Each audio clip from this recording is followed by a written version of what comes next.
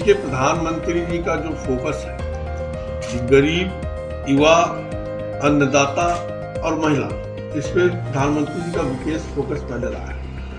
और इस सब को ध्यान में रख करके हमारी वित्त मंत्री आदरणीय निर्मला सीतारमण जी ने जो बजट लेकर के आई है, उसमें विशेष रूप से कृषि का क्षेत्र हो, एमएसएमई का क्षेत्र हो और निवेश और निर्यात, इन चारों चीजों को फोकस करके इस बजट को हम सब लेकर के आए हैं। और इस बजट का कहीं ना कहीं पूर्ण मकसद है कि जो प्रधानमंत्री जी का सोच है कि 2047 तक हमें भारत को विकसित राष्ट्र बनाना है, कह लीजिए तो उसका ये रोड मैप एक बजट है। और उसको लेकर के हमने कृषि क्षेत्र में नारी के उत्थान के लिए और कहीं ना कहीं अगर देखें आप तो युवाओं के लिए, एमएसएमई के लिए, इन सब का प्रावधान इस बजट में सरकार ने किया। टैक्स स्लैब में भारी भरकम छूट दी गई है, इसका क्या? मध्यम वर्ग के ऊपर कहीं ना कहीं बहुत लोड पड़ता जा रहा था और मध्यम वर्ग के उत्थान के लिए अगर आप देखें तो 12 लाख रुपए तक, पहले जो 7 लाख तक का टैक्स स्लैब में छूट था, अब उसको बढ़ा करके 12 लाख किया गया है।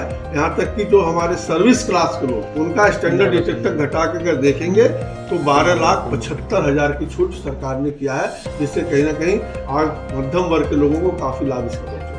महंगाई को लेकर विपक्ष का हमला है, इस पे क्या कहेंगे? देखिए, महंगाई का जहां तक सवाल है, अगर उठाकर अगर देखेंगे आप इन्फ्लेशन रेट अगर आप देखिए इस समय तो आपका 4 अगर आप महंगाई का जहां तक बात करेंगे तो 4 से 14 तक उठाकर देखें तो महंगाई कांग्रेस के जमाने में हमेशा डबल डिजिट पर रही है, 8 से लेकर 10% तक महंगाई दर रही है। और अगर 14 से आप अगर 24 तक उठाकर देखेंगे तो बीच में कोविड का काल आया था जब एक मरतबा हमारी महंगाई दर 8 पहुंच गई थी। नहीं तो आप एवरेज देखेंगे, अगर जो आरबीआई महंगाई का एक मानक तय करता है 4+-2, अगर आप देखें तो 4 से 6 के बीच में हमेशा महंगाई दर हमारी सरकार में रही। वो फ्री, ये फ्री, वो फ्री, आजकल का ट्रेंड बन गया है। दिल्ली के चुनाव में हमको भी करना पड़ा, क्योंकि जनता का जो मूड है उसमें कहीं ना कहीं भाजपा को भी बढ़ना पड़ा लेकर के। लेकिन ये कहीं ना कहीं देश के लिए बहुत हितकारी नहीं है, कहीं से हितकारी नहीं है। जैसे भी पप्पू सब चर्चा कर रहे थे, केसीसी हम लोगों ने 3 लाख से 5 लाख किया। क्यों किया? क्योंकि अब चीजें बढ़ रही हैं, महंगाई भी बढ़ रही है, लोगों की आवश्यकता भी बढ़ रही है, आगे बढ़ रहे हैं। कल्पना करिए जब केसीसी नहीं था तो गांव में किस भाव पे लोगों को पैसा उपलब्ध होता था? 10%, 12% से ज्यादा का ब्याज दर पे अड़तिया से गांव के बड़े आदमियों से या बनिया से वो पैसा उठा। गरीब, युवा, महिला और किसान, इन 4 का जो नारा प्रधानमंत्री ने दिया है कि इन चारों को जब तक हम डेवलप नहीं करेंगे तब तक देश आगे नहीं बढ़ेगा। और इस लालच में कहीं ना कहीं लोग अनाप शनाप खर्चा कर देते थे, बोझ की तरह वो दब जाते। केसीसी में इसीलिए व्यवस्था दिया गया कि 7.5% ब्याज पे पहले 1.5% भारत सरकार अपनी तरफ से छूट दे रही है। उसके बाद अगर आप सही समय पे पैसा जमा कर देते हैं तो 3% भारत सरकार और छूट दे रही है।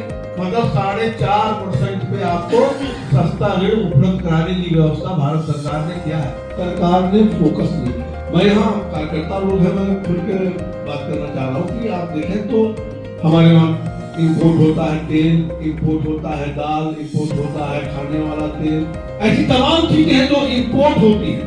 और ये सरकार वो कर रही है कि भारत को आगे ले जाना है तो कहीं ना कहीं जो हमारी इंपोर्ट है या जो हमारे यहाँ कमियां हैं, जिस चीज की कमी है उसको हम कैसे पूर्ति करें। गरीब, युवा, महिला और किसान, इन 4 का जो नारा प्रधानमंत्री ने दिया है कि इन चारों को जब तक डेवलप नहीं करेंगे तब तक देश आगे नहीं बढ़ेगा। और इन चारों को ध्यान में रख करके ही बजट का प्रावधान सारा किया। उसमें मध्यम वर्ग भी है, उसमें किसान भी है, उसमें नौजवान भी है, उसमें महिला भी है, उसमें किसान भी है।